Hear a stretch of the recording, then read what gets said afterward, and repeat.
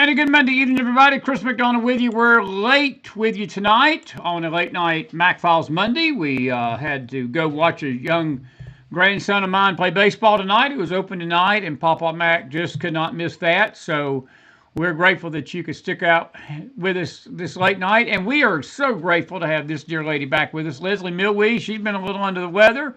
So all in all, a great start to the week, and for at least another 45 minutes, it is still Monday. So good to see you on a Monday, Millwee. Good to see you. Thank you for staying up with us tonight. Too. Of course. We're My great. pleasure. I'm grateful you're doing better, hon. I know that flu can be very tough, and I'm grateful that things have gotten better for you without a doubt. And baseball season is just a few weeks away, so I know you're Uh, happy. Baseball is our it's time of the year, isn't it? Thursday. It's Thursday. Oh, that's right. It's not a few weeks. That's right. We opened this weekend. I forgot about that. That's exactly right. Hey, you And know me. I count the hours. you do count the hours. Now, you're an Astros fan still this year. Are we still rooting for them Houston Of course. Astros? Yes, of course. I'll die an Astro fan. Now, the So only 3 games of the year that you don't root for them, I know, because your best friend is the Atlanta Braves series, right? You still root for the Braves yeah, in those yeah, 3 games. Okay. yeah. I do like Chipper Jones, but Yeah, and some good pitching. and some good pitching. Well, we may be Yeah. a little better this year. Well, listen, it's good to have you tonight. We got so much to talk about because a lot has happened since we had you on last. But I want to just start out with the news tonight that today President Trump announced that there'd be a 5-day moratorium on the bombing of the Iranian ports pending this meeting that evidently he's having with the Iranian leaders.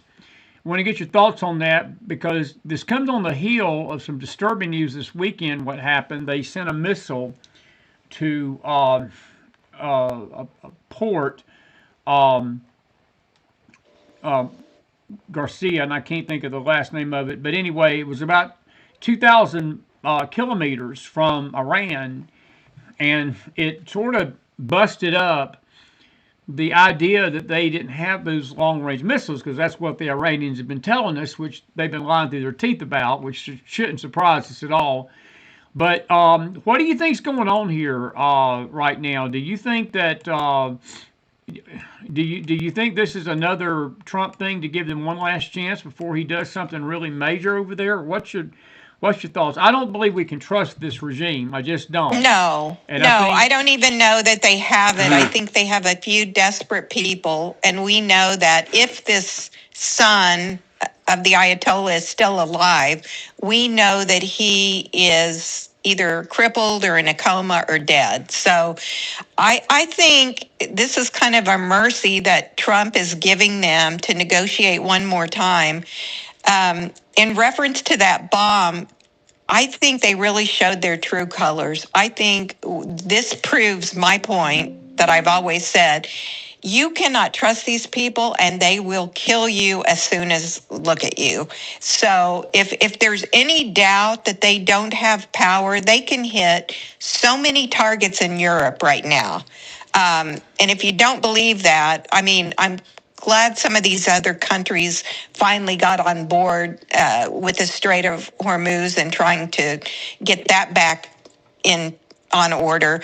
But I'm telling you, I do not trust Iran. I don't trust anyone there. I think they're just desperate. It's do or die for them. yeah, I'm with you on that. And my question is, if we don't trust him, why do you think it's just mercy? Basically, is what you're saying that Trump is giving him, trying to give them one last shot. What do you think he's got planned? I mean, because there's some. I don't know. I mean, you know, if Trump tells you he's going to do something, um, you know, I think it's just such a fine line because then you get the other countries involved, you know, the Gulf countries. And then we know right now Russia is helping provide equipment and bombs to them. So, you know, are we essentially creating a case for a world war? I hope not. I don't see Trump. He's not a pacifist, but he's certainly not a warmonger either. So Yeah. he's never let me down, Chris. Never. No. So I have to assume he knows what he's doing and he's got a reasoning behind what's happening. I'm with it. I'm with you 1,000,000% on that. I got the chart up finally. I found it. Diego Garcia was the base that they hit in the Indian Ocean, and that was 2,000 kilometers away. And Fox did a image here tonight, and this is how dangerous the world's changed, Leslie, in the last 48 hours. 72 hours ago, we were not aware that they had this kind of range. We were being told that they only had short-range missiles, definitely missiles that could reach Israel, but Israel's not 2,000 miles away. It's No. a few hundred miles. But I'm just looking at these cities that are within range now of if there are more than this one missile, which I tend to believe there are, but Moscow, Oslo, Berlin, London, Paris, Munich, Rome, Diego Garcia, New Delhi, India, and anywhere from 186 miles to 1,864 miles is now what people believe they've got the capability to strike. And this is the kicker about this. I want to ask you this because I know that we don't have military people. I need to get our military buddy back on here we had the other night. Do you believe there is a possibility, and again, we can't confirm this, that they are hiding missiles that perhaps could reach New York City? Because I've heard rumblings that there is some intelligence out there that there's a concern. It's not a fear yet. Because I think if Trump had that fear, I think Iran would be, it would be Margot Iran. Yeah, exactly. It would be Margot Iran. It would no longer be, Tehran would not be the capital. Mar-a-Lago would be the capital. But do you think there's any concern that that is a possibility, that they have got hidden weapons that, again, that they've been hiding for all these years that could reach us? Well, the first thing I thought of when I heard this is we don't know what Trump knows. That's true. Van Hollen and all these idiots, Schumer, Schiff, they're all coming out and saying, look, this is a war that he got us into, and we should charge him with war crimes, blah, blah. The bottom line is, I think there are many things we don't know. Now, does he not want us to know them so we don't have chaos and breakdown in our country? Maybe, but I have to believe there's something more than that. Trump is not a warmonger. He does not like to start wars. There has to be something. And what about Russia? What if they're providing something to them? What if China is providing them with missiles? No, that's the bigger question. And they would have missiles that could reach the United States mainland. Absolutely. And New York City would be the closest really big city, if you think about it, that they would target where they're at on the map. And but I'm with you, and all of this talk, and it's not just Van Hollen and that ilk. There are people on the right that are doing it. These podcasters. Oh, I know. I'm infuriated. I'm infuriated with the church. I'm infuriated with Christians that are running for the hills like Chicken Little, and the sky's going to fall if they would just calm down and realize. And Leslie, I'm just looking at this map tonight. If an individual with a brain, other than a brain of a 2-year-old or a 1-year-old that has to have their diapers changed for the same reason that we change politicians, that politicians need to be changed out for the same reason we change diapers. If they look at this map, you cannot tell me that Iran does not pose a threat to the civilized world, and they're showing us that they're willing to shoot these missiles off. And I've heard some of the arguments, well, they only shot them off when we attacked them. That is the stupidest thing I've ever heard in my life. No, they were piling these missiles up for a future attack on not only Israel, but America and Europe, and hold Europe hostage, Leslie, because these weapons, some of them could have been attached to nuclear warheads. And I don't understand people not looking at a map and saying, that's a threat. We need to do something about it. Yeah, and it's so ironic, these Democrats that are so anti-war. It's like they're anti-government, anti-ICE. Let's continue to shut the country down. We don't really care.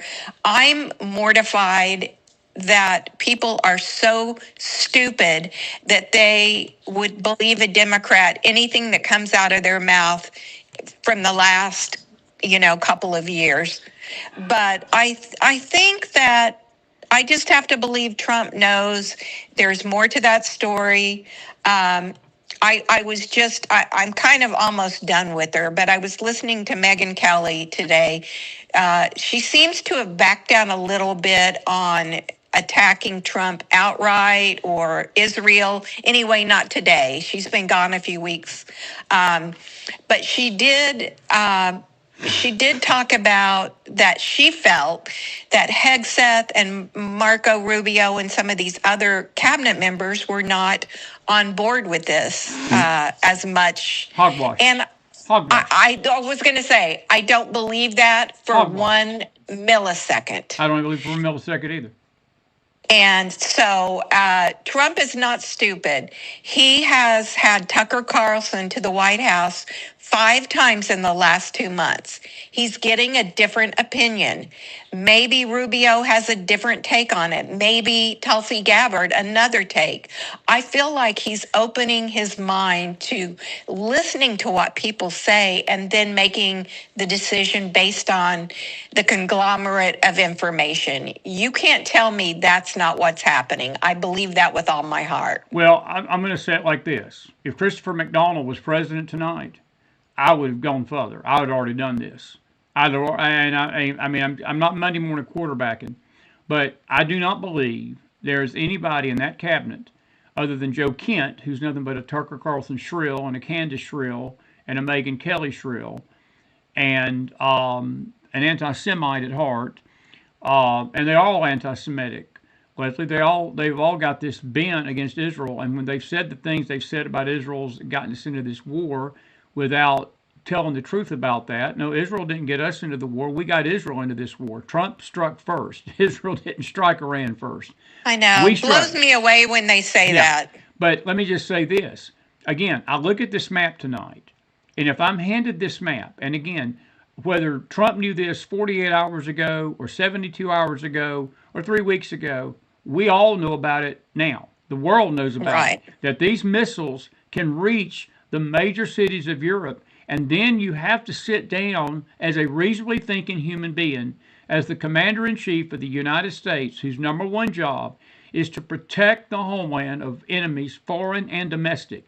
I look at this nation that has been allowed to do this, and look, this is the other thing that we cannot ignore. Clinton, Bush Jr., Bush Sr., Obama, and Biden, and you can really go back to Jimmy Carter. It really started with the Carter years. Absolutely. Reagan tried to back Iraq in the Iraq-Iran war, but he never addressed Iran. Even after the hostages, Reagan ultimately never did anything to Iran to punish them for the hostage crisis of 1979. He let Iraq do his dirty business. None of them have done anything but let this terrorist, jihadist regime run wild. And I read a great article the other day. It's not just about the terrorism and the missiles, Leslie. They have financed Hezbollah, Hamas, the Houthis, every terrorist group in the Middle East known to man. And I'm not so sure that ISIS, they didn't have their hands into ISIS. But everything that has been done to tear up peace in the Middle East can be traced back to that little nation I'm pointing to right in the middle there, most of it. Absolutely. And nothing has been done before now. So I wish these people would shut up. And I'd like to use a few vernaculars to that, but this is a family show. It's a late night Monday. McDonald's got class, so I won't say what I really want to say. But these people need to cut this mess out and shut their mouth, because we're dealing with an enemy that would cut every one of their throats. If they had the chance, Leslie, they'd kill us all. Oh, I know, and they're trying to. And I do believe there are sleeper cells all over this country. Yes. That, hey, if they have 50 sleeper cells that can kill 10 people, then they've done a great thing in their eye. So, these people need to understand this. It's on a small level, it's on a medium, and it's on a catastrophic world view. So, I'm sick of hearing about it. Megyn Kelly did make one good point today. I thought this was a good point. She said, we may not have wanted to get in the war. Some people did, some people didn't. But now that we're in this war, you better support our troops and this administration with all you got, because this is the way it is. And that's true. And that's why I am blown away by the Democrats. It's like they anything to fight Trump, no matter who gets in the way. Troops, people, murdered. The poor woman that was just murdered in Chicago from Yes. Loyola. Yeah. Yes. I mean, how Terrible. dare they? I heard Terrible. J.B. Pritzker, and then did you see that congresswoman or whoever she was made the comment? I don't think she was a congresswoman, maybe a state representative, said, oh, yeah, that poor girl was just in the wrong place at the wrong time when somebody had a gun. That's their excuse for everything, Leslie. That's their excuse for everything. Oh, my God. I mean, how ridiculous, how mind-blowingly ignorant is that, and anybody that lets her get away with it? Well, the country does, Leslie, because people vote for these people in. And look, I've reached a point that the Dems have never bothered me, because the Dems are this evil and they're wicked. But what bothers me are the literal idiots, the people that have no conscience than to go to those polls and vote for these people to get into power. And then they complain when this 18-year-old kid gets killed, and people say the stuff they did, and Pritzker says what he did, and I'm sure Brandon Johnson is out there probably echoing that. Well, she was just in the wrong place at the wrong time. And her parents made this statements this morning. They said everybody needs to be held accountable who allowed this, including Pritzker and Johnson. But this is the other thing about the Dems, and let's take this further, since you brought this up, and I'll just add to the second half of this discussion with you, because I wanted to talk to you about the TSA situation. Because the overworked people in the airlines, the Department of Homeland Security has not been financed. There's stress already on the air traffic controllers and towers because of what's going on. We had a crash in LaGuardia early this morning of two pilots that hit a fire truck, evidently. They got killed. 47 people got injured. And then there was another airport, I'm thinking, where was it at this morning, that got put on lockdown because there was some confusion in the cockpit and so forth. But yet the Dems will not finance the government, the DHS, because they hate ICE, who's trying to keep our country safe and to make sure that these illegals are caught. So I think in one of the most brilliant political moves and spiritual moves in the 21st century, Trump, he decided, well, I tell you what, I got a solution to this. Since y'all don't want to finance DHS, I'm going to send the TSA agents to the airport. And they're not only going to help lessen the wait times, they're going to find the illegals at the airport. And, buddy, I'm telling you something, the Dems are on meltdown mode tonight. They are claiming that these TSA agents are out to kill people at the airports. They are just raising sand. But I want this audience understands it, but I'm saying this beyond the audience, to the camera that's listening to me, to the individual that might come across this show, and you're a brainless Dem tonight. It is your party that is responsible for the death of these people and nobody else. You're responsible for it. Well, you have an airport like LaGuardia, and there is one air traffic controller on duty then. Exactly. He's got three different channels that he's working from, three different systems he's working on at one time. That is amazing. That put the fear of God in me. I thought, what in the world? And I have a friend from Houston who has relatives in Colorado. So he flew out of Bush International in Houston, which is, I don't know, that's probably the third or fourth largest airport in the country.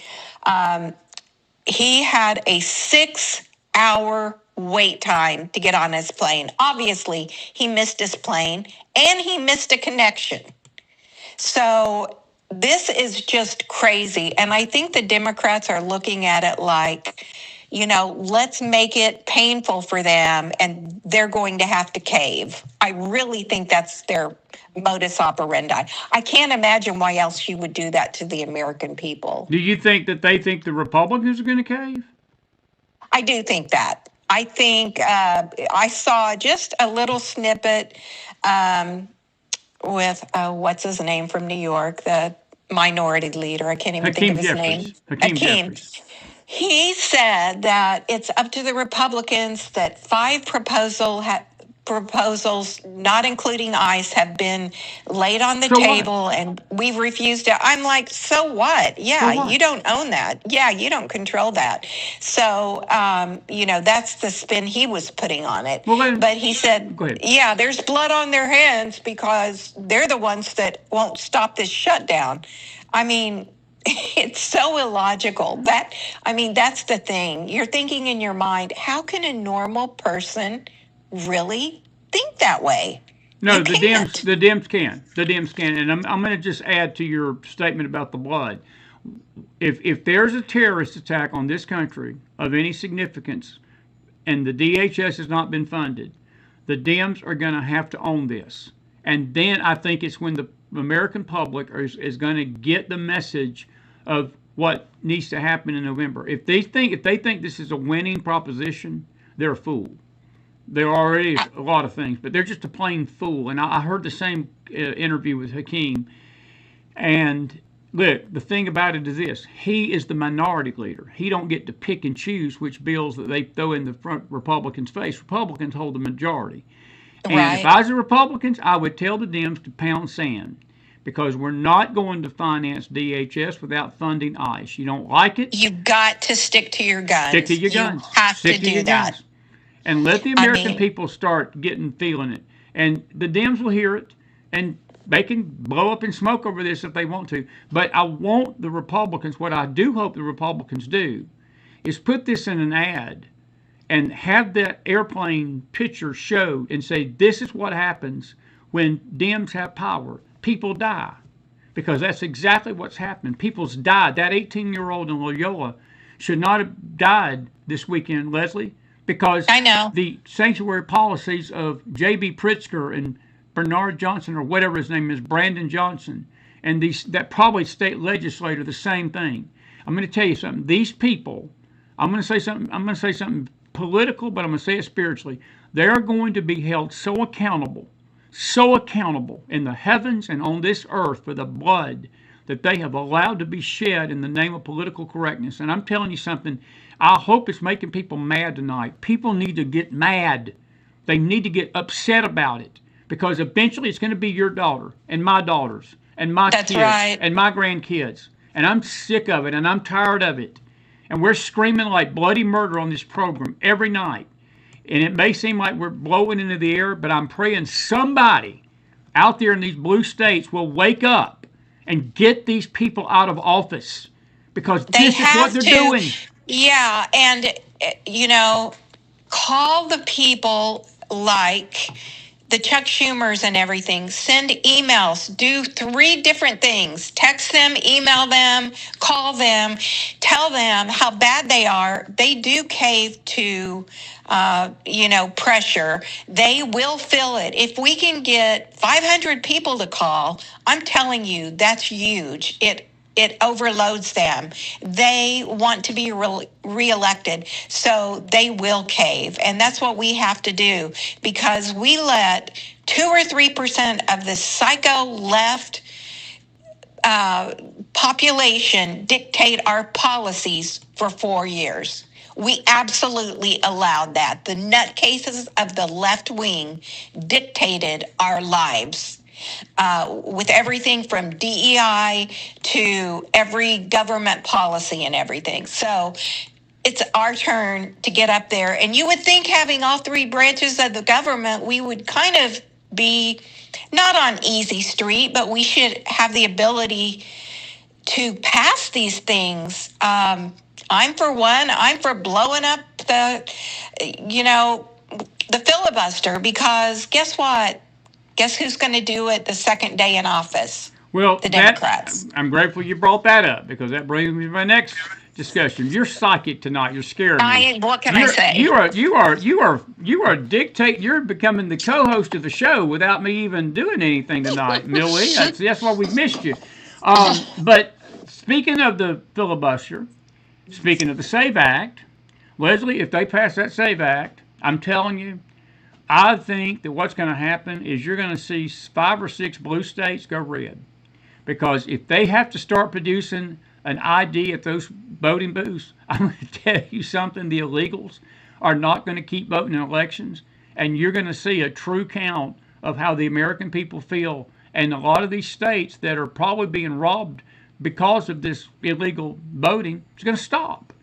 Imagine if you just had 3 or 4 states. 3 or 4. You don't need all of them. Exactly. Think about Georgia. I think Georgia is so pivotal. North Carolina, Wisconsin. Virginia. Absolutely. These are states, even Arizona, these states can easily flip.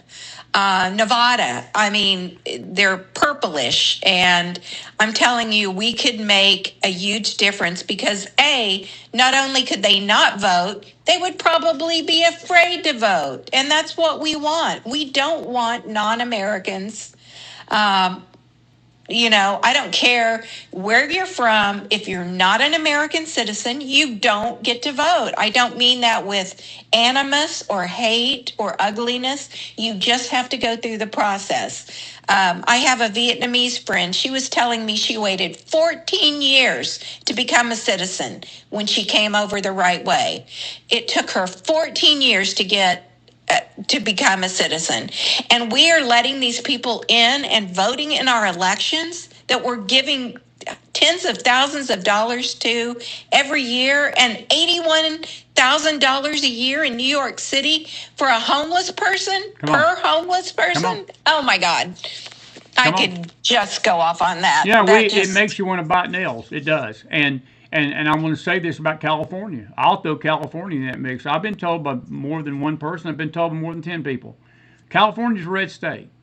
The only places in California that are blue are those suburban cities. And even in LA, San Diego, San Francisco, you can even say Sacramento probably, there are blocks of conservatism there. But I don't know if you remember this. I guess it was 2006 when Gray Davis got recalled. You remember that? I do. The very left-wing governor.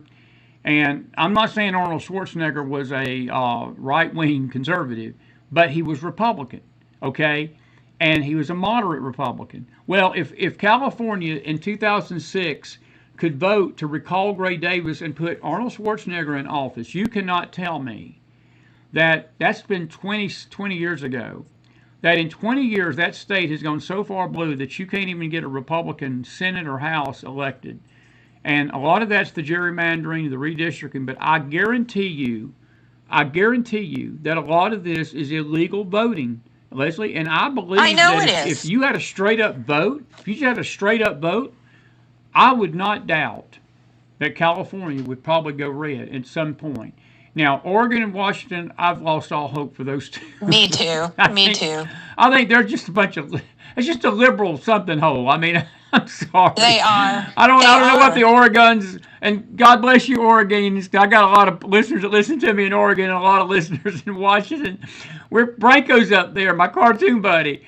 God bless you guys in Washington. We're praying for you. That's all I can say. Well, they have to listen to your show because they would absolutely lose their flipping mind if they couldn't have some reality interjected. Having lived in California for several years, I can tell you I was in Riverside County, which is the most conservative county in California. And with that said, we still had a hard time that was Mary Bono's old seat from Sonny Bono. She inherited that. Yeah. Since then, since she left office, that has gone to a Democrat. And that is a very conservative area. And of course, I'm thinking to myself, coming from Texas, oh, Lordy, if this is conservative, do not let me go any further up to LA or San Francisco, because I would have lost my ever-loving mind. But there's a couple of good people running for governor. I did know and worked with Chad Bianco, who is running for governor, and I understand he and Steve Hilton are both doing pretty well. I can only pray that they could help that. I know Bianco is very conservative. I know him personally, or knew him, 7 or 8 years ago, and the man was sheriff, and we had some great discussions on guns and illegal aliens. I mean, it's amazing. So we can only pray that one of them can help turn the corner and just get the word out. People are brainwashed there. They're absolutely brainwashed. Without a doubt. Do you think the SAVE Act passes? I think it's got to. I think it's one of those. I think it's equally or more important than the tax thing that was passed last year. I really, really believe it. And the reason I believe it is because I think this is going to be the turning point. The last time in a long time, we're probably going to have the opportunity to pass this. Okay. And I'm praying that that's the case. What do you think? I mean, well, I just think Trump's going to get it over the finish line. He's going to do whatever he needs. Trump will, but there's a Supreme Court case that we want to make everybody aware of tonight that's in the wings, that, since we're talking about voting, if the Supreme Court goes the way I think it's about to go, we are going to see another massive change about these mail-in ballots.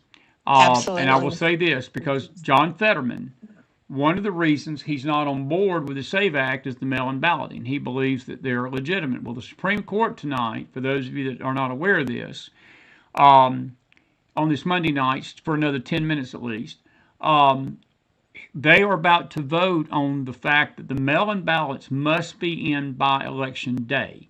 In other words, if the ballots are not there by Election Day, they cannot be counted. And that will affect 28 states, Leslie, that have laws on the books that allow up to a week to count mail-in ballots. And that's where a lot of this fraud comes in. And that's where me and Fetterman disagree. Look, I appreciate John Fetterman's concern for that. But mail-in ballots have been used. I firmly believe the mail-in ballots were used to steal 2020. I do. I do not believe Joe Biden got 74 million votes. I do not. And they use these mail-in ballots, and I think it's got to stop. And you look at what happened. I'll go back even to 24, my friend. Last year and a half ago, the congressional makeup of the House, we've only got like 2 or 3 majority. We would have had a 10 to 15 seat majority had those California ballots been counted the night of election. The Republicans win at least 12 or 15 of those seats. But because of the mail-in shenanigans and the mail-in fraud, California stole 12 seats from the Republicans. So I know. If the Supreme Court comes down, and this decision, we're going to play a little video over here in a minute after I let you go, but if the Supreme Court comes down on that side and says it is illegal to count a mail-in ballot after Election Day, that's a game changer, buddy. And it is. It ain't going to matter to Fetterman, and I think that may swing Fetterman and say, look, it's Supreme Court has ruled it's on the day anyway. He may come on board the SAVE Act and save us from Massey and McConnell and all that liberal crap bunch in Kentucky and the rhinos and all that. But I do believe that's a bigger case that it's out there than even the SAVE Act tonight. Yeah, and I'm with you. I think it leans towards that. I can only pray that's the case. I think you're right. It makes fraud and cheating a whole lot harder. And if you have that, will the Democrats find another way? I know there was fraud in Arizona. I know there was fraud in Georgia. I do too. I know there may be fraud in parts of Texas. I mean, anytime you have these huge blue stronghold cities, you're asking for trouble that have, all of this. And I think people need to realize that. I totally agree. I understand mail-in ballots. I'm with you. I mean, what about servicemen? What about the elderly? But I've also been in enough nursing homes that I've seen people who take ballots to elderly people and encourage them to vote a certain way. I know that happens every day in every election. Yeah. So we have to take those things into account. But those things count and make a lot less of a difference if you have a very strict, specific timeline. Well, I really believe that. It should have always been anything at midnight or 8 o'clock. At most polls close at 8, okay? But if those ballots are not in, I'm not talking about postmarks because that's what people were doing. They were postmarking them on election day. And some of those ballots were taking weeks to get in and count. And they were using that as an excuse why they couldn't settle these races. Screw that. If it ain't in the voting area by 8 o'clock that night, ready to be counted, I'm sorry. We all have deadlines in our life. We have to show up. Hey, if you want to make, election day, especially on national races, if you want to make that a holiday and take away one of these other holidays, I'm totally for that. Or add it. Me too. But you have to have control. We all have to go the speed limit. We all have to show our ID at the airport. All these things are part of life's rules, and you have to follow them. Hey, let me give you something else. To get into the audience of The View, you've got to show an ID. I mean, come on, man. I would rather poke my eyes out with hot coals. I would too. I found this. I don't know if Jenny Castlenova's out there tonight, but I finally found it. I've been missing it for almost 3 months, but that is, come on now. Elementary, my dear It's Watson. elementary, my dear Watson. That's just elementary. That's elementary. And Dawn is coming is right. It should be illegal to vote beyond election day. Period. Absolutely. I don't care if it's mail-in ballot or any other ballot. You cannot get your sorry carcass to that voting booth on election day. Well, tough. You sit this one out till the next election, till you can find the energy to get up to the voting booth. I got no sympathy for this crap, Leslie. I'm sorry. I am sick of our country being torn to pieces by lazy people that have no care for their country. All they care about, and I hate to be so sort of crash about it tonight, but it is this laziness, apathetic stuff that is just seeking the destruction of this country, this republic that we were once proud of. I'm sorry. You don't care no more about your country to do it. This is exactly what the left wants. Yeah, this is what the Code Pink and the DEI and the Black Lives Matter, that's what all of these organizations stand for. They stand for the destruction of America, and it breaks my heart on another level of just pain watching my country just spiral out of control because 2 or 3% of the crazies control things. And that's all it is. Look at these polls, like the SAVE Act. 83% of Democrats want it. It's an 80-20 issue. How can these people fight for anything else? Do they not know what the people want? Democrats want it, Republicans, independents. That's amazing, too, that you can change a narrative so much that the truth is lost. And I'm going to add something to that. I believe the media has convinced the country that people are against ICE. But when you talk to the normal person out there in the street, you go into a restaurant, you sit down at a booth, and you're eating your dinner, and you just talk to people around you. Leslie, I think 8 out of 10 Americans, it's an 80-20 issue on ICE. I think 80% of the country want these illegals out of the country if they're not here legally. Your Vietnamese friend, that is an insult to her to allow these people to come over the border. I don't care for what reason they claim they came. If they don't have the gumption and the respect, it's a respect issue. If you don't respect this country to go through the channels legally, well, let me tell you something. Not to sound elementary tonight, I've got no respect for you. And our country shouldn't have any respect for these people. If they don't have respect for our laws, then they don't belong here. That leads me to my next subject. The Muslims, the Islamic takeover of New York, the Islamic takeover of France, the Islamic takeover of England. President Trump, in an interview tonight, was asked, does Islam hate us? And he said it. He said, I think there's a great number of people in Islam that hate the United States of America, and we cannot allow them to destroy our country. No, like they're destroying Europe, and they have destroyed Europe. Is he right? Well, I'll agree. Yeah, absolutely. It's the frog in the pot, you know. Put the frog in the cold water and heat it up, and then watch the frog slowly die. That's what's happening to us. We are letting them chip away at our structure, our foundation, our religious beliefs. I'm sorry, I don't want Muslims in my country because they have nothing morally and culturally that is similar to Judeo-Christian values. Nothing.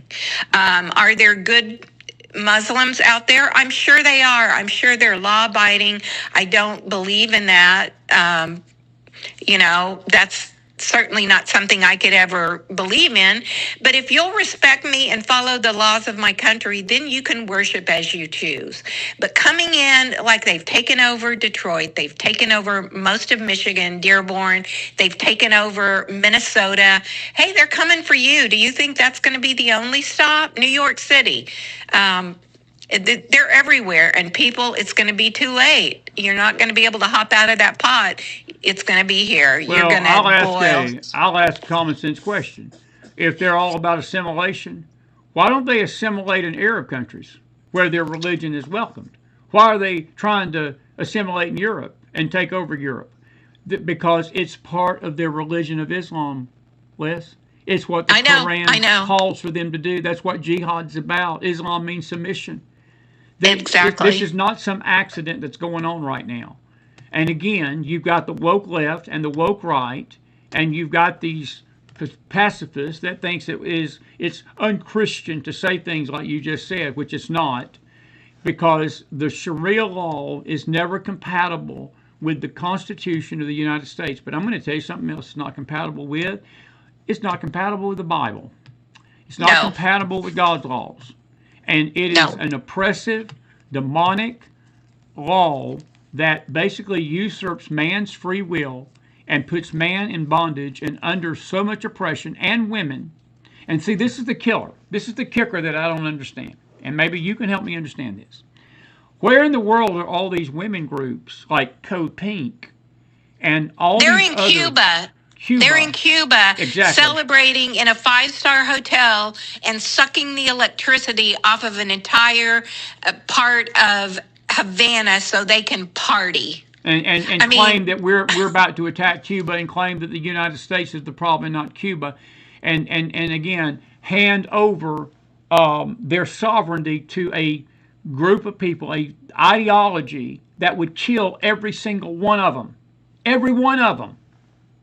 I mean, they're dying. I know Cuba would like America to step in. I mean, they've lived in oppression for the last, 65 years since Castro took over. This has been an oppressive regime, just like Venezuela. It hasn't been in Venezuela as long as Cuba, but you eat a rationed amount of rice and get some kind of meat once a month. I mean, I don't think people have any idea of the oppression of the Cuban people. No, I'm with you. And Dawn, your comment is absolutely on spot. She's right. It's not even compatible with human law, humanism, human acts. It's barbaric. Dignity, yeah. It's dignity. Human dignity is the word. And it's not even compatible with anything. And these women that are basically treated as something on the bottom of a man's shoe on the summer in a hot summer turd day, that's how women are treated in this religion. But yet most of the liberal white women in this country are claiming that we're Islamic phobic. If we say stuff like this, they don't believe it. People don't believe that this is what their goal is. And it's happening, like you mentioned, the frog in the pot. It's happening right here. It is. It's slowly ratcheting up the heat, and we're letting them chip away. These poor women, these Karens that are the ones in their mini vans with their partner Jessica, and tooling around and doing all of these everything to try to tear this country down. The first thing I think of is their poor children and what they must be like. And then I just think of the oppression, what they're standing for. What do you even have any clue what these women are standing up for is the oppression of other women? Yeah, that's so true, buddy. That's so true. Well, right now there's 46 million Muslims in Europe. That number was not even remotely close to that just years ago, and very, very troubling trend. And we're going to keep an eye on this. Listen, any other final thoughts tonight? It's late. I'll let you go. We're going to talk about some other things. I may get you on later this week. We've been watching Tucker and Megan and all this Islamic crowd go at each other and defend each other, and now Kerry Prejean has entered into the arena. What's your thoughts on Kerry Prejean before I let you go? Because she has come out of nowhere to be one of the most ugly. I saw something many years ago, and they said if you're a 10 and your personality's a 3, then you're a 3. I wouldn't even say Kerry Prejean's a 10, but her personality is about a 1. And in my book, where do you think she's getting fed from? Do you think she's in like the Tucker Carlson? And I'm just trying to figure out where this huge turnaround came from.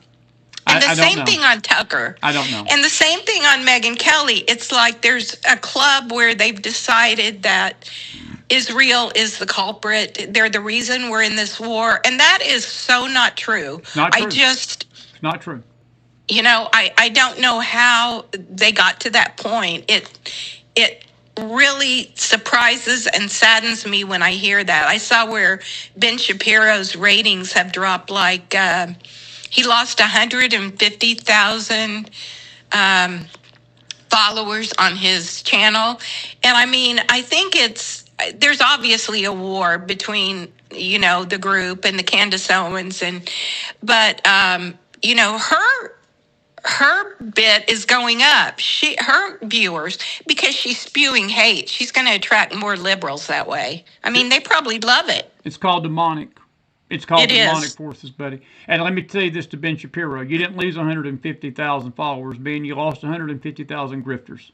If those people don't want to, if they want to embrace anti-Semitism, and I say this to all that's listening to us tonight, if you want to embrace anti-Semitism and click that unfollow button off of people that support Israel, and it's not that we worship Israel, but supporting Israel and worshiping Israel are two different things. We don't worship Israel. But we do support Israel, and we support their right to exist, and we support the fact that they're our best friend in the Middle East, and we support the fact that God's got a plan for them. If you want to be such an individual that hates that and believes the Jews are the vermin of the earth and all the Hitler talk, and just be a good old-fashioned green-hearted anti-Semite, and you want to click an unfollow button, become a grifter, go. I wouldn't think twice about it. If I was Ben Shapiro, I would be dancing a jig.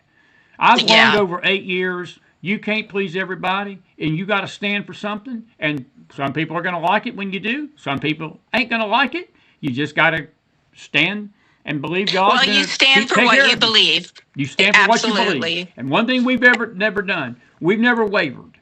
Where we're at on this network. No. And we never are. Nope. And I'm going to say this again tonight. I will never, I'm always going to support Israel because that's what God told me to do in the Bible. And that's what God shows his perfect plan. And I will always support Israel. It's not even about Netanyahu or any of the, Leslie, it's about it's about Israel. So if people, I was listening to a minister talk the other day, and he said, America thinks it's so incredibly important in the end of time and the big story, and that may not really be the case. It's about Israel and the Middle East and all of this. And I kind of looked at it from a 30,000 foot view, and I thought, that is absolutely true. These people that think that they can control what we do with Israel, we really don't have any say in that, but we do need to support them. Christians, we should support them. That's what we're told to do. Leslie, if we're going to talk, we got a conference coming up or a gathering this weekend in Dalton, and one of the subjects we're going to talk about is the Hebraic roots, and we'll come to Tulsa again and talk about it this year. We're coming back to your neck of the woods out there. But one of the things the Lord's laid on my heart to do in these events is we're going to talk about the Hebraic ties of how we were established as a nation. And look, God, when He founded this nation, because I believe God founded America, and there was two main reasons Amen. why He put this country on the planet. Number one was the gospel. America's Absolutely. He knew we would have the resources to take the gospel to the four corners of the earth, have the money to do it, unlike any other nation to do it. The missionary movement actually started in England, but when it came to America, God knew the resources would be here, not England, to spread Right. that gospel all over the world, and Canada too, a little bit for that matter. But the other reason that we're here tonight is this very nation we're talking about. I will Absolutely. go to my grave believing that God knew that Israel would be reformed as a nation in 1948, and she would need a buffer, and she would need a protector from the enemies that she's got in the Middle East, and those enemies are still alive and well tonight. They may have moderated a little bit, but I'm going to tell you something. The fundamental goal of Islam is destruction of the United States and the nation of Israel. A moderate Muslim believes Islam will do it later. A jihadist Muslim believes they'll do it now. But it's Yeah, still the same absolutely. ideology. Absolutely. And you're absolutely right. Why do people think that this country was singled out to be so blessed and so free and so wonderful? Do you think that's by accident? No. No. It's not. It's a part of God's perfect plan, and you're right. It was to preach the gospel on this earth, and the resources He gave us, and the intelligence, and just our knowledge of Christianity. But you know what? There's so many disbelievers out there. Non-believers. I don't know how you just have to squash, I think, this Muslim uprising that we're seeing. Well, I don't know if we're ever going to be able to squash it, but I will tell you what we better do. We better be vigilant and understand they're here to take over our country. But that goes to people voting. It goes back to people not putting these people in power. And you've got a Muslim mayor in New York, and I got to say this tonight, and I don't mean, again, to sound sarcastic about it. We warned the people. We warned them back last fall this was coming. Everybody's upset about what he's doing with the prayer, with the Muslim prayers, and the Muslim things being put in 9/11 ceremony places and all this, and everybody's in an uproar about it. Hey, what did you expect? You got a Muslim Exactly. mayor. What did you expect? Absolutely. What did you expect, Mr. Rogers? No. Exactly. I mean, he told us what he was going to do, He and told us he's what he was done going to it. do. Did he not? And yeah, I that's what is amazing to me. I saw a man on the street interview or something about he's going to raise my taxes. I'm like, you idiot! If you know that he's spending $81,000 a year, the city is, on one homeless person, what do you think he values about you? Just your money, and it's going away.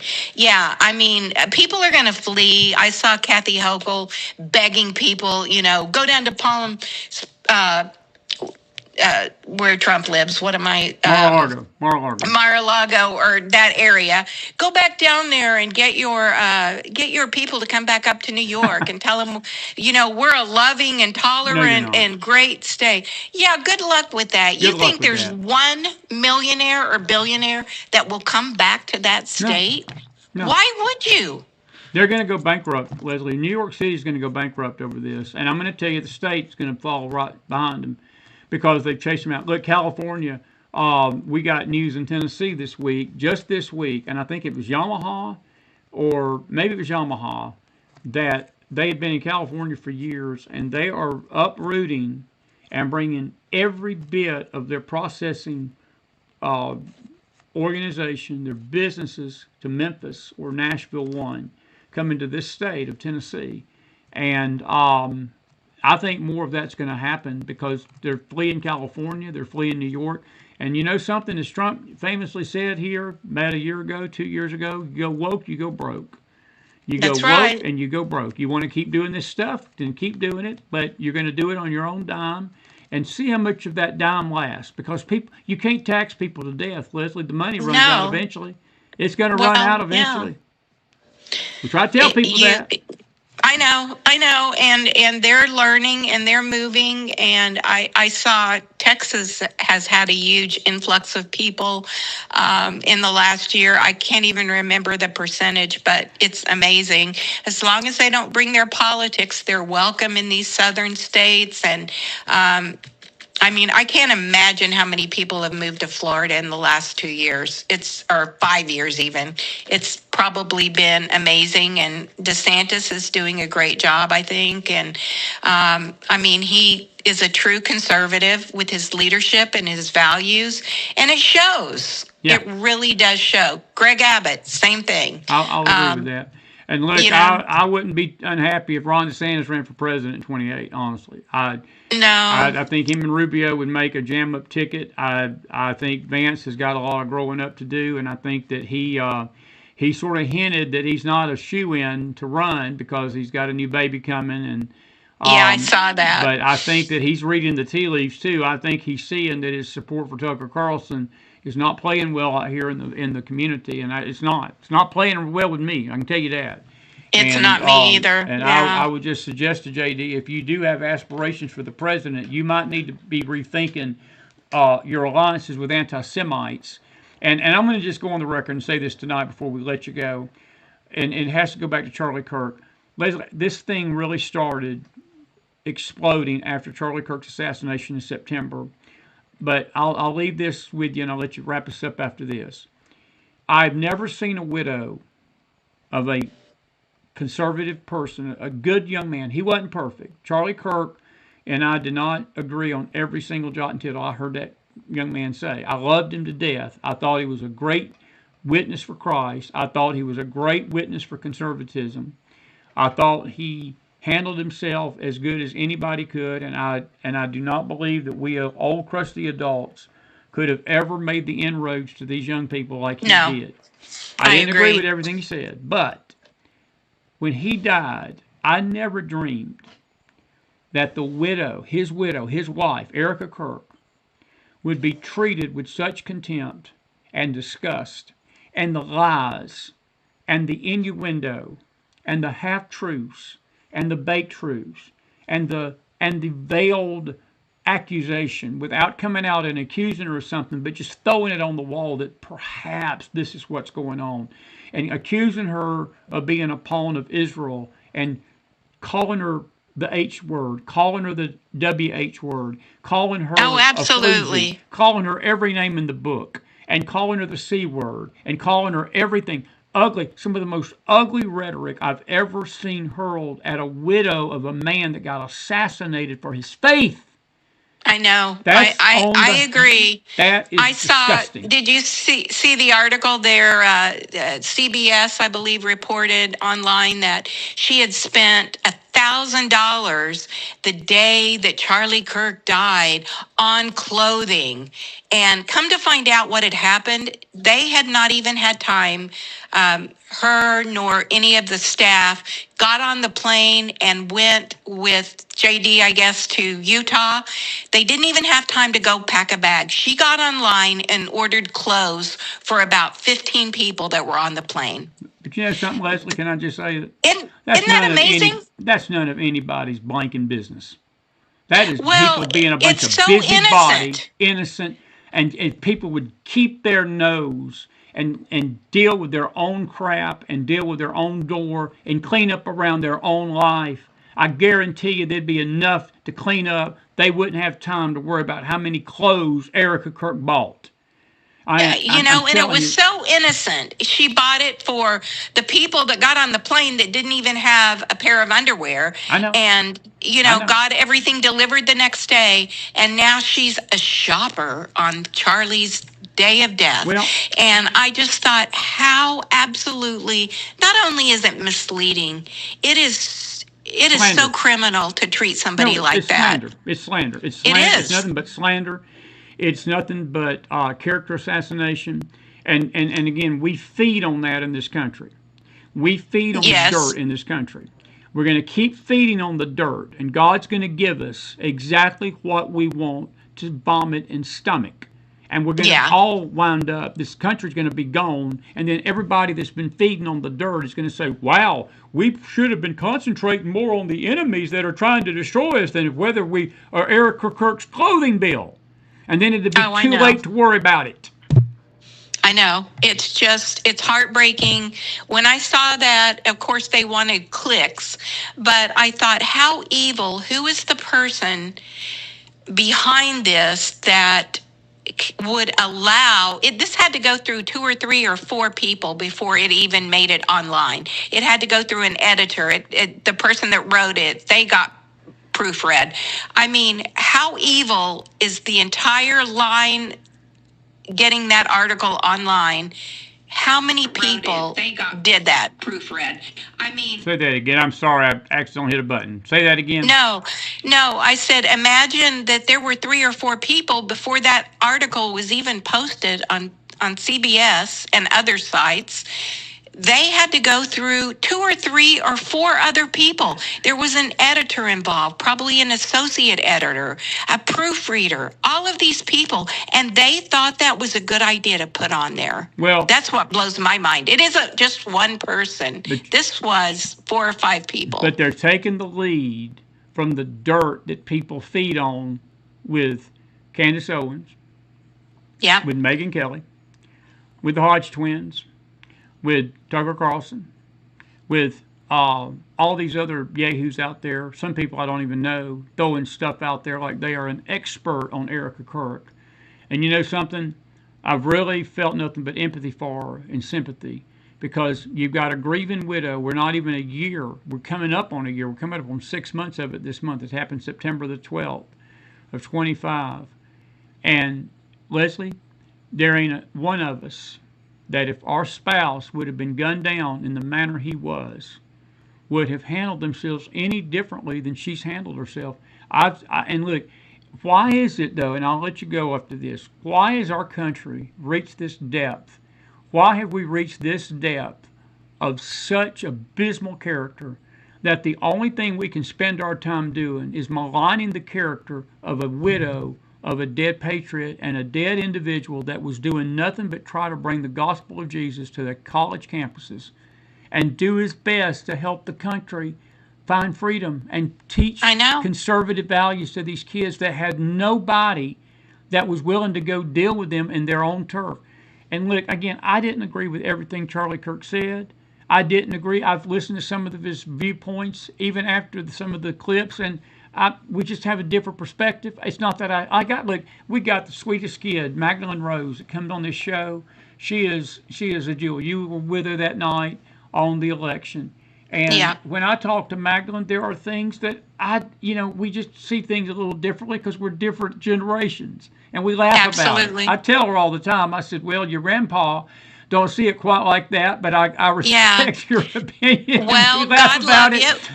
But when you grow up and get some life experience, we'll talk again. Exactly. And she laughs at me and I laugh at her, but we love each other. And she knows that I've got her back. She knows that if somebody goes, I can say to her what I want to say. Let somebody mess with her right here. They're gone. I'll block them quicker than Newt Rockney blocked a kick. But I will tell you this. I don't have to agree with every jot and tittle to respect her viewpoint. And these people are so disrespectful. It is disgusting to me what has happened to this young lady. It's disgusting. And Christians are doing it. And I might as well go ahead and say the elephant in the room. I'm disgusted that Christian believers are doing it. Who should know better? But they don't. I know. It's heartbreaking. I think that's our division too. I hate to see that.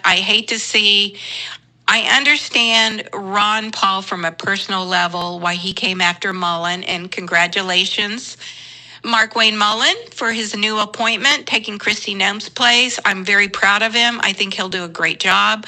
I think what Ron Rand Paul did was so petty and so demeaning at the hearing, and not to vote against him. I'm about done with Rand Paul too. I Me too. tend to disagree more Me with too. him than I do agree. He's worse than. And by the way, while I'm at it, I'm glad you brought Nome up. Were you a fan of Nome's? I had a lot of mixed feelings about her, but I I've did got some too. friends in South Dakota that loved her. They felt like she didn't do a bad job, and but Thunes from South Dakota. You know, it's a mix. It's a mixed bag, no matter how you look. I think it was necessary though for him to do what he did with her. I do. I think it was a necessary move. Trump made the right move with him getting her out and putting McMullen in. Well, coming from a woman who at times can be vain, not often, but probably every day, I understand why she wanted to look good and to present herself the way, just woman to woman. I get that. Right. But with that being said, she has had one of the most powerful positions a woman could ever have, not only in government, but in the world. And I think there were times when she wasn't as professional as she could be. I always felt like she is playing to the camera, and God love her, I'm not sure I wouldn't do the same thing. I don't know. I can't judge her because I don't know. I think she really had a tendency, like Pam Bondi does occasionally, which is go further than she should, and doesn't always have the correct facts before she moves forward. That was her greatest. I'll agree with that, and I think history will judge her more positively than negatively, but I think some of this got to her head. The thing with Corin Lewandowski didn't help. No, my gosh. Unfortunately, look, I don't know what to say, but people go to Washington, and there's something about D.C. that changes them, Leslie. The swamp changes people. And, she was, from what I understand, a decent governor in South Dakota, and I don't doubt that. But there was something that changed with her when she got power, and that happens to a lot of people. And I think that overall she did a decent job. I'm not saying she did a perfect job, but she didn't do a bad job either. She didn't do a horrible job. And one thing about things she did, and it made the left mad, and that she tried to enforce the border laws. Yeah, absolutely. Now, even though she might have spent $200 million on a commercial and makeup doing it, I mean, that's another debatable. That's another debate, but that's not what we're debating here, I know, and it's so. From a woman's perspective, I get it. She's thinking, oh gosh, I have to present my best and I have to do this. Again, that's the vanity in me, and I get that. But God love her, I know. And there probably needed to be some cabinet member that was replaced to kind of maybe calm the waters. I don't know. And she was the right one to go. No question. Well, I think that, overall, I think she's going to be judged positively more positively I do than too. negatively. That's my opinion. And, buddy, listen, I appreciate this tonight. You've been such bet. a jewel. I appreciate listen, I will have you back on soon. Go Astros, go Braves. But when the Braves play the Astros, I got to pull for my Bravos now. All right. Well, we'll have to talk about that. We'll have to talk about that. All right, sweet. Okay. Have a good night. Thank you for Leslie. having me. You too. We'll see you again soon, hon. Leslie Millwee, folks, put some fire in that house. It's a late night. We're after midnight now, by about a half hour, it looks like. So we're going to have to let you go here in a minute. We're going to have to be back on here tomorrow night, and we'll sort of pick up the videos that we were going to show you tonight. I'm going to actually play the Hakeem Jeffries clip. Let me play a couple of things I want to play. This is the Supreme Court decision we were talking about a while ago. Fox had a special on this. Roll the tape. The justices are wrestling with a question about whether states can count ballots received after Election Day in a case that could have an impact in nearly 30 states that allow some kind of grace period. The RNC is challenging a Mississippi law that allows ballots to be counted up to 5 business days after Election Day if they're postmarked by Election Day.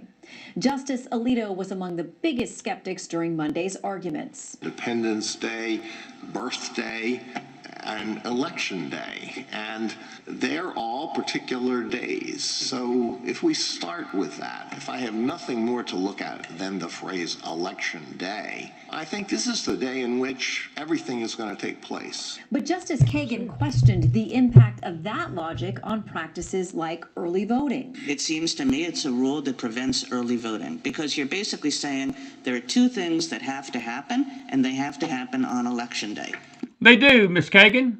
Of course, your liberal buddies don't want it to happen on Election Day because it'll give them 16 freaking weeks to count votes. Meaning the casting of the vote and the receipt of that vote. But attorney Paul Clement, representing the RNC, said the argument is that the process be consummated or completed by Election Day. A number of the justices also raised the issue of the potential for the appearance of fraud when votes arrive and are counted after Election Day. And there wind up being shifts in vote totals and how that may impact public confidence. Public confidence is zero, Miss Breen. That's Shannon Breen. She's a good reporter on Fox. Of course it's going to make people wonder about fraud. We're still questioning what happened in 2020, folks, because of it. And Roger, you know, you said something a while ago about the early voting. I'm not a fan of early voting either. The way I look at early voting is that, you know, it should be within a week at the most. And I'm sorry, these tallies, and I still go back to it's Election Day. Election Day, not election 2 weeks, not election month, not election quarter. It's Election Day. If you cannot carry yourself to that voting booth, and by the way, while I'm at it, if you want to hear, you know, we always are told in the white community how racist we are. Well, let me tell you something about the racism on the right, on the left. And let me tell you about the racism among the black community this evening.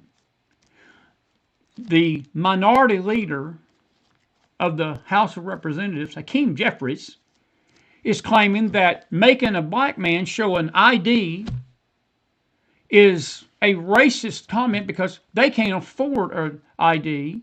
Some can't afford an ID. If that's not more racist than anything I've ever heard in my life, I don't know what is. That ain't coming from a white guy. That ain't coming from people of white skin color. That's coming from a black man.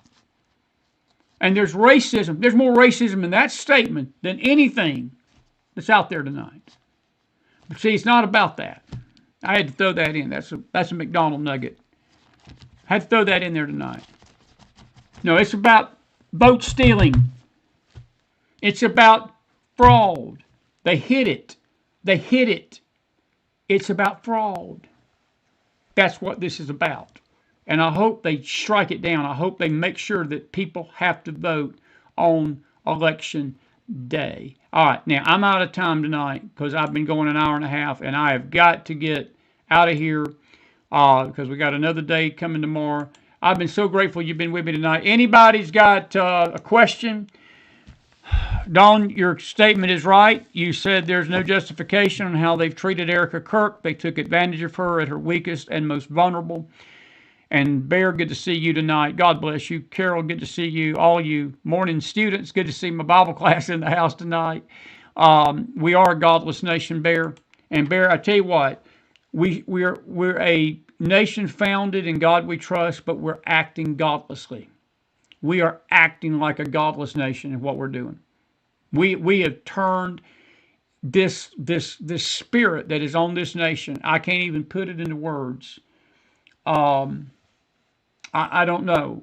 Godlessness is as close as I can get it. But I'm going to tell you something. This, Carol, your statement about demonic, it is demonic. It's demonic. It's satanic. What is going on with the way people are treating each other. And as I said, I've never seen something more disgusting in my life than how Eric Kirk's been treated in the last 6 months. It's pathetic. It is absolutely pathetic. And you know, there's a part of me, I know that you don't win most of the times when you fight fire with fire. Sometimes it's best just to keep your mouth shut, let people hang themselves, let people walk themselves right off a cliff. and let God do your fighting for you. And I know there's a part of her that's probably wanting to do that. I know that they've sent some cease and desist orders to some people, and those basically mean if you keep talking, we're going to sue you for slander. But it takes sometimes a jolt in some people's britches to get them to understand that slander is against the law and slander is not acceptable, and you keep doing it and destroy somebody's character and reputation, you're going to pay a price for it. Sometimes that's necessary. And I don't know if that's in her desire or her future, but I will tell you what, if she did it, I'd be sitting here on the sidelines applauding her and tell her to go for it. And I normally don't render evil for evil. We don't render evil for evil. That's just not the way of the Lord. And maybe that's why she's not done it. I will say this, these people should be ashamed. And these Christians, and I'm talking to you Christians that are sharing this stuff out on your timelines too, by the way, you're going to be held to an account. You're going to be held to an account. You may not believe that tonight. You may think you're doing God's service. Yep, you think that, all right? You think that. You think that. You think that. It's pathetic. It's absolutely pathetic. John Wick's late. That's why we're going to show videos tomorrow night. Dennis, you said, why don't they push to get rid of Thune? I don't know, buddy. That's another good question. Thune is another South Dakotan. You know, politics is a crazy business in D.C., my friend. Crazy business. And it only takes 5 senators. You realize that? If 5 senators was to basically call for his resignation, they could elect a new leader. This is an opinion. I don't have any insight to this. I think they're waiting on Trump. And for whatever reason, and I don't know why, Trump has not gotten mad enough with Thune yet to throw him to the curb. When you start seeing Trump come out on Truth Social and say, we need a new Senate majority leader, that's when John Thune is in trouble.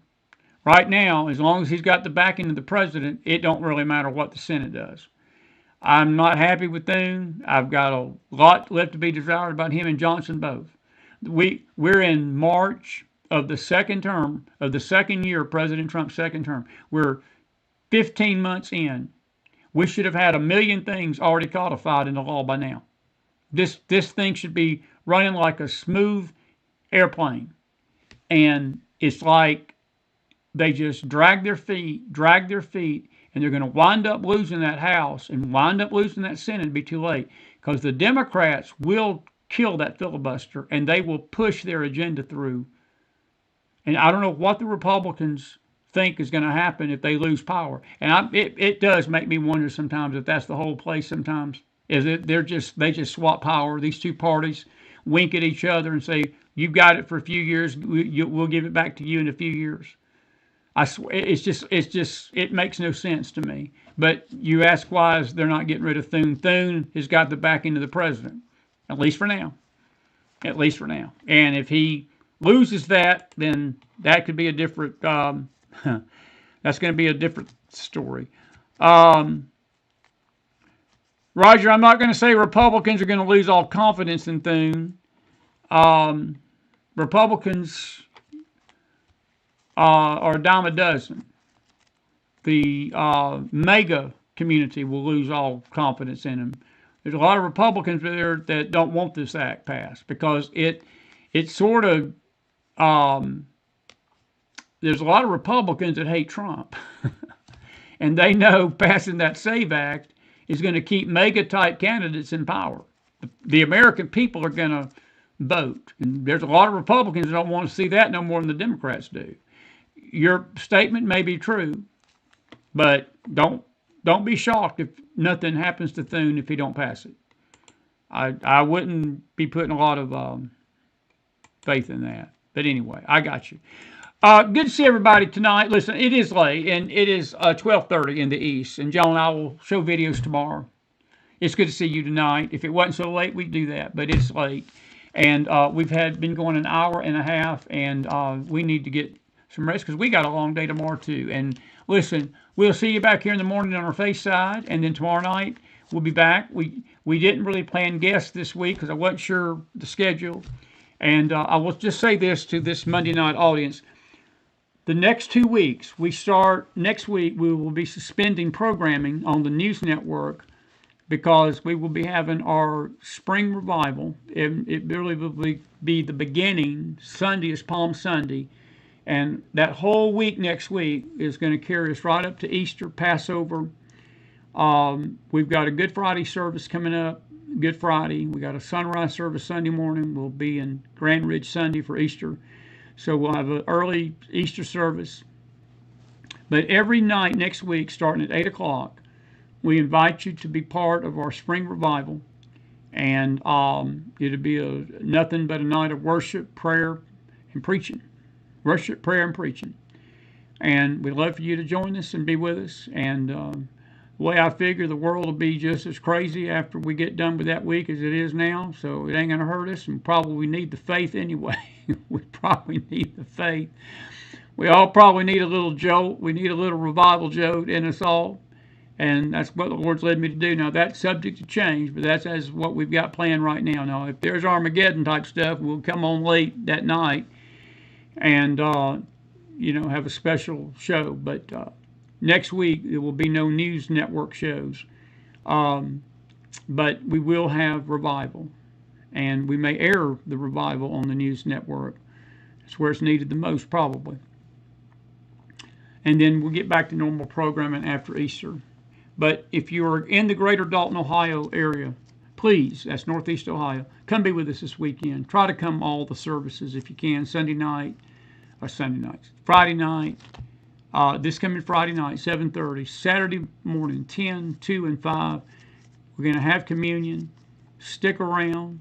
Don't come and leave, and just come and be with us all day. We're going to fellowship, have lunch, and don't let the devil keep you away. It's going to be some powerful stuff. We'll try to air the services as much as we can. It may be on delay. We may have to record them and then upload them, but you'll get to be part of it somehow or another. But regardless of what happens, please come and be with us. And we will be back here at least this week, tomorrow night with another show. We'll maybe have another guest. And then Thursday night we'll be back. And then Friday begins Faith Week. Okay? So just understand that if you don't see us and it's sporadic, that's why. We're not going nowhere.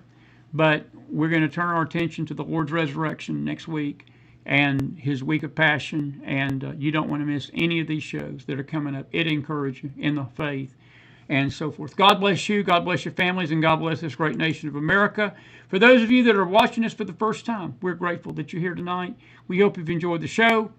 And we want to thank Leslie Millwee for being our guest tonight. May the Lord bless you all out there tonight. And we shall be back with you in the morning, actually later this morning. Until then, McDonald out on a Tuesday morning now, March the 24th, 2026. God bless you out there. Have a good one. Good night.